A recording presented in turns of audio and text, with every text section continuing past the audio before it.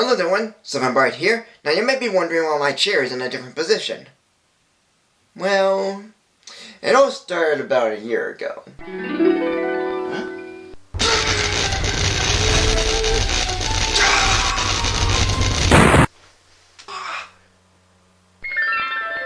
And it turns out that Mr. Nobody had possessed my wand, which had me fix my chair to a halfway decent position. But there's nothing I can do about that. Regardless, welcome to another movie review!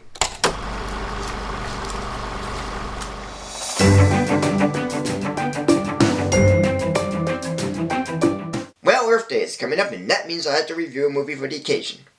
And one that has an environmental message that's not so much a slap in the face, but one that has some effort put into it. And I have one that is like that. It is the Hanna-Barbera production of Once Upon a Forest. The movie is based on the characters, concept, and Welsh story by Ray Lambert. That's pretty much all there is. Within a forest known as Dapplewood, a truck carrying poisonous gas crashes and its contents leaks into Dapplewood, killing the plants and animals that live there.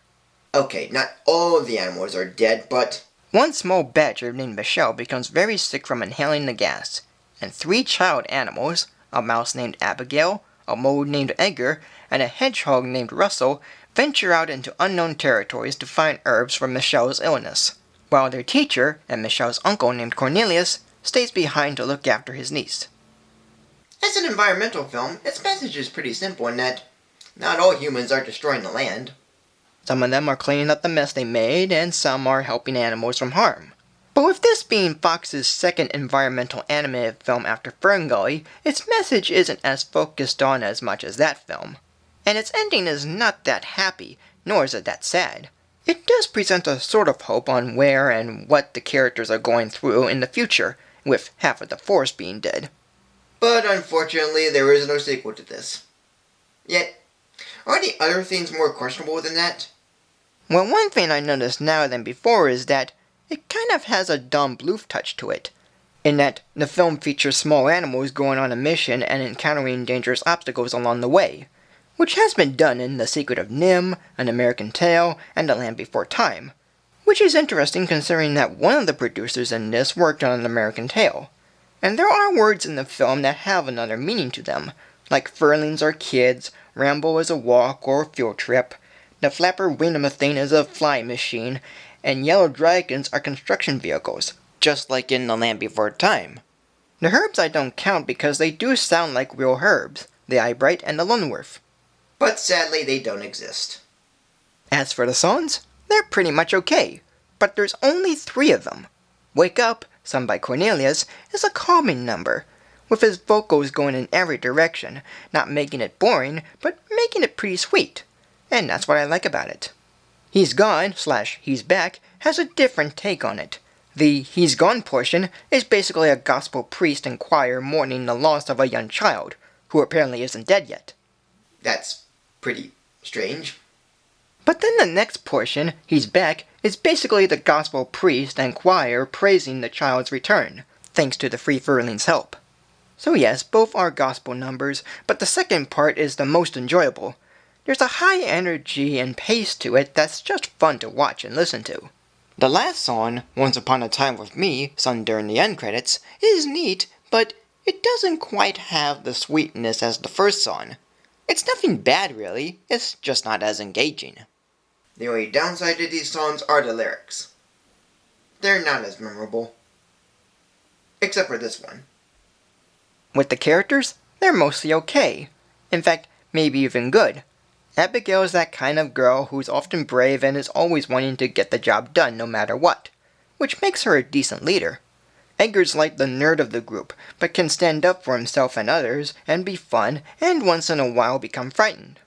Russell is of course the fat kid, and yes, he is like his friends, being helpful and all that, but he gets more frightened than Edgar does, and his appetite does get in the way.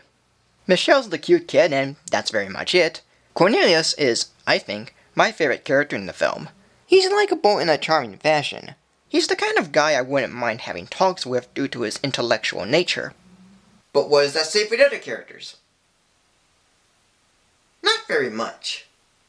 The parents are there just to be the parents, and the characters in Oakdale are not much either.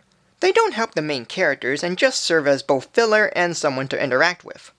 And some of the actors voicing these characters are good too. Michael Crawford voices Cornelius, Ben Vereen voices Phineas, Benji Gregory voices Edgar, Elizabeth Moss voices Michelle, Ellen Blaine voices Abigail, and Paige Gosney voices Russell.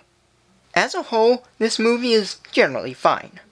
The characters are good enough for a standalone picture, the story is alright, the animation is fine, and the songs, though not very much, are okay.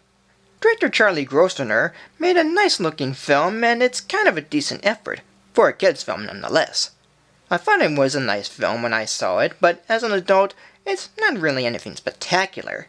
It's a valiant attempt at being an environmental film mixed with a Don Bluth touch of featuring animals in scary situations, but it's not close enough due to the film's length and a few character developments. Yet overall, it's fine as is. So today, this movie will be given a rating of... What do we do with this one? Oh well. 3 stars. So thank you for joining me. Like, comment, subscribe. Follow me on Facebook or Twitter. Tune in next Wednesday for a new video. And have a happy Earth Day. From 1920 to 1952, Arthur Hugh Lofting wrote 11 Dr. Dolittle books that explores his many adventures in talking to animals. But Lofting's story... A curious and young fairy named Krista meets a human named Zack, accidentally shrinks him, and teaches him the values of what the rainforest and the trees bring.